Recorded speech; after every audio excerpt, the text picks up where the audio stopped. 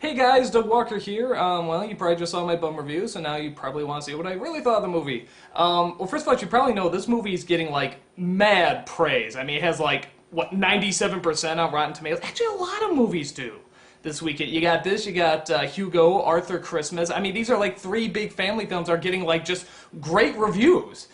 And yet, Breaking Dawn is probably going to beat all of them, so shows you where our values lie. Anyway, it's another subject. I should talk about the Muppets here, and if I'm going to talk about it, it's the next in whatever umpteenth movie series, so I guess I should talk about just really briefly what I thought of the other one, so you can compare and contrast.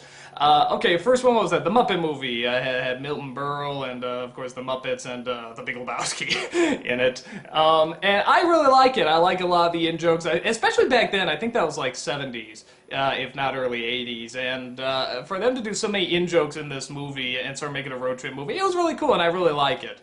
The next one was The Great Muppet Caper. That was my favorite. That one I think had the best jokes, had a really funny story.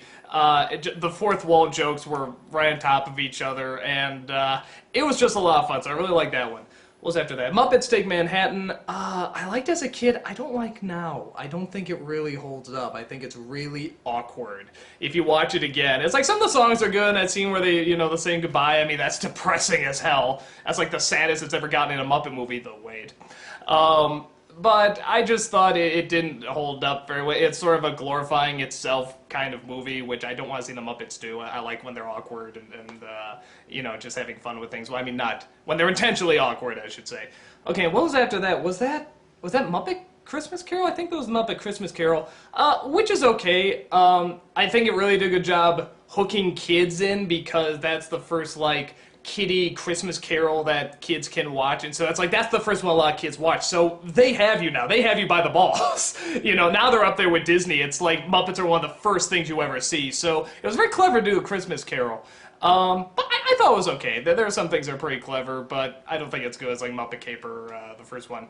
Then you have Muppet Treasure Island, which I finally saw. Again, okay, it was alright, except for Tim Curry, who, as far as I'm concerned, has a pass on any movie now. He can do no wrong. I am totally convinced he is a live-action Muppet. You can just see someone putting the hand up there and just say, like, do you have Prince Albert in a can? Waha, waha. I mean, he's a Muppet. That's why he's so entertaining.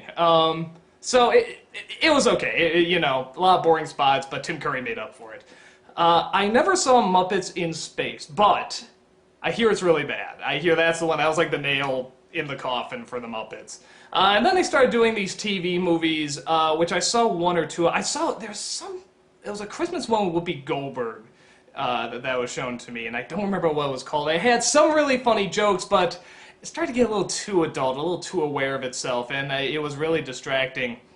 And then the Muppets just sort of disappeared for a while, and they'd only appear once in a while in a commercial or something, but for the most part, they were pretty much dead. And then all of a sudden this revival comes with this incredible marketing, just this friggin' ingenious marketing.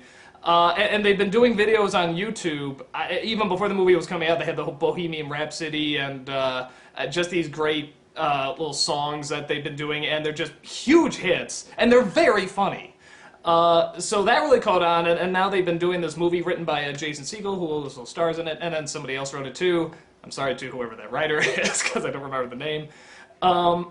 And honestly, I really, really like this movie. I'm right up there with all the people praising it. It's very much like the first two Muppet movies, and everything I like about the first two Muppet movies. Though this one adds something else. This adds something that the other Muppet movies were trying to get, but they never quite got, except for maybe that Saying Goodbye song, is that there's a lot of heart to this movie. And let me tell you, the Muppets disappear for a while, and nobody watches them and stuff like that. You will feel like an asshole watching this movie, and I was just like, I'm sorry I never saw Muppets in Space. It looked terrible, but I still love you guys. You do have to go. And they really play up the emotion in this, and they do it very well, and it's very effective. There's a great scene where Kermit's walking down, he's looking at all the old pictures of the Muppets and what they used to be, and then the pictures start singing to him, and they start coming alive. It's very sentimental, and it's very smart. The jokes are also very, very good. Of course, there's a lot of fourth wall jokes, a lot of them you've seen before, but they're reworked enough just, so that they pass by. Like, there's a scene where we see Kermit for the first time, there's a light in the heavenly choir, and then we back up, it turns out, the light's coming from a bus, and the choir is actually, it's a singing choir on the bus. Now, Mel Brooks did that, and The Simpsons did that, but it still works here, it's not overused, and they tweaked it a little bit. There's a lot of jokes like that, a lot of these jokes you will find familiar, but they still work. And they work because it's these characters doing it, and you like seeing these characters do it, and they do add sort of a new twist on it. So what else? The plot, as you probably heard, it's about a little Muppet. Again, I don't know how the genetics work, but this little Muppet named Walter, he wants to go to the Muppet Studios to see it one last time, and the studio is in shambles, and they have to, and this evil oil tycoon, played for laughs. Keep in mind, if you're going to hear this like, what? That sounds stupid. No, it's played for laughs. Chris Cooper comes in as this oil tycoon who's going to take over the Muppet Studio and drill for oil. I mean, there's even a scene where after he's done talking, he just goes, maniacal laugh, maniacal laugh. He gets the other people to laugh with it. They're playing it for fun, so don't take that too seriously. And so they go to Kermit, and he has to go get the rest of the Muppets together so they can save the Muppet Studio. And the whole film is about them trying to do that. Like I said, a lot of it works. The people are actually pretty entertaining. Like even before the Muppets come on, I was really entertained by just the way they're telling this story. And they have these over-the-top musical numbers that are just really, really silly and really in your face, but they're impressive. They're really impressive, especially with a Muppet in there as well. So that stuff's all really, really good. In terms of the problems I have are very nitpicky. But I do have a few. One is that there may be one or two too many songs. Too many notes? No. Amadeus joke. There it is. So they go out and they perform, a lot of these songs. A lot of them are good. There's one called Are You a Man or a Muppet? I mean, it's very funny. The opening song is very funny. But I remember there's two. There's one where Amy Adams and I think Miss Piggy sing a song. It's something like Out for One or Dinner for One or something like that. I can't remember. And it's so short and so rushed, you just didn't see the purpose to it. You could cut that and it'd be fine. And it's the same thing, there's a song Chris Cooper sings, like a money rap. That would be fine if there was a purpose for it, or even this is like the 5th song to come out of nowhere and just leave just as quickly. And they do make a joke about it, but I don't know if it was worth it. I think you very easily could have chopped that. But yeah, that's nitpicking, and they're very short, and there's still a few laughs in them anyway. I was going to complain about some of the celebrities not being used effectively enough, but you know what? That's all the Muppet movies. The only ones where they really utilized the celebrities actually were the Treasure Island and the Christmas Carol, where they had one big celebrity, Tim Curry and Michael Caine, and they were one of the big stars. All the other Muppet films just walk by celebrities and stuff like that. I was really angry because I saw Sarah Silverman. I love Sarah Silverman. I'm thinking, oh, what's going to happen? She has like one line, gone. I was like, I really wanted to see her do something with the Muppets, but, what can you do? Again, that's sort of the Muppet formula, so you go along with it. I would have liked maybe if they changed it a bit. What else? Okay, there's one thing that really bothers me. I'm not going to totally ruin what it is. If you saw the bumper review, you already know what it is. But they're building up this ending big time. This really, I want to say really adult, really mature ending. It's a kind of ending I want to see actually in more family films, or especially kids films, where it looks like what they were shooting for, it didn't get accomplished.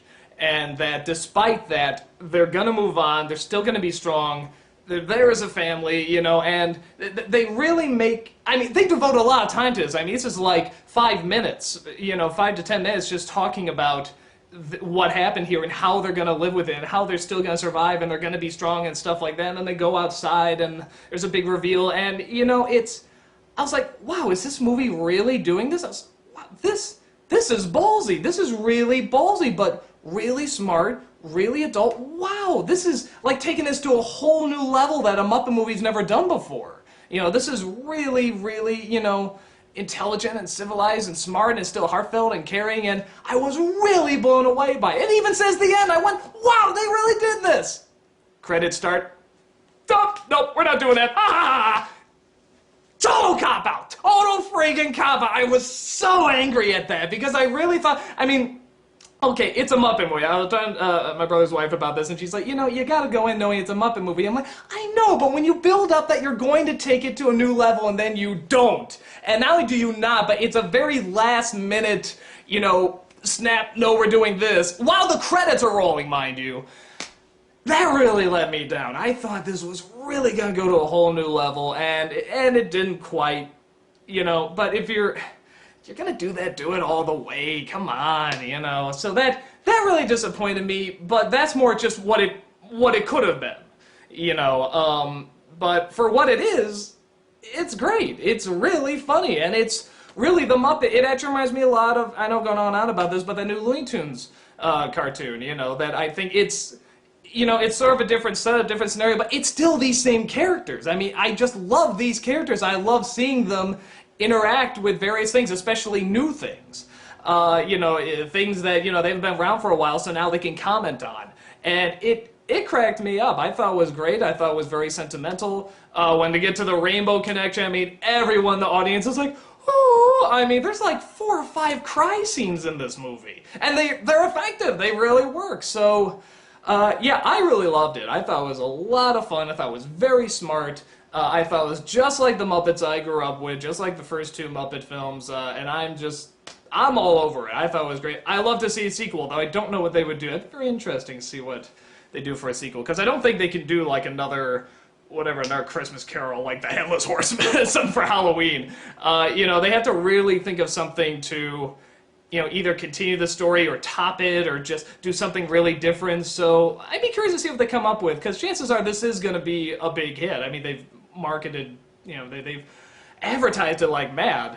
I don't know if it's going to be Breaking Dawn, because the crowd for that is just so determined.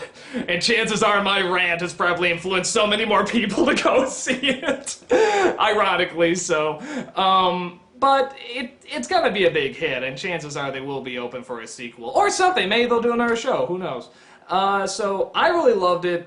I'm really glad I saw it. If you like the Muppets, you'll love this. I guess people who wouldn't like it, I guess if you don't like the original Muppets, if you think there's sort of, you know, too many pop cultural jokes or too many fourth wall jokes or something like that, there's a lot here. There's a lot of heart too, but if you were never into the Muppets, chances are you won't get into it here either.